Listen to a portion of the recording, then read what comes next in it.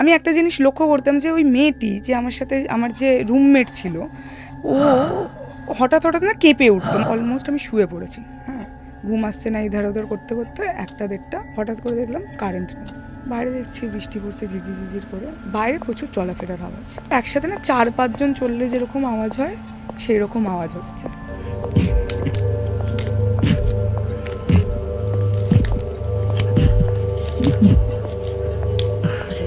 চলাফেরার আওয়াজ এই করতে করতে আধ ঘন্টা হলো, চলাফেরার আওয়াজ বন্ধ হলো। বন্ধ হওয়ার পরে ডাইরেক্ট দরজায় নক।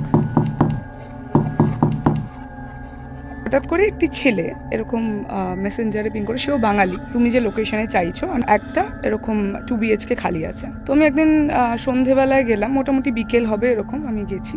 মেন রোডের পাশেই এরকম মাঝখানে একটা গলি, 2টো বড় বড় বাড়ি, তারপরে হচ্ছে সুদূর মাঠ। তো আমি না ওখানে ঘুমোতে পারতাম না, আমার সিরিয়াসলি ভীষণ অসুবিধা হতো।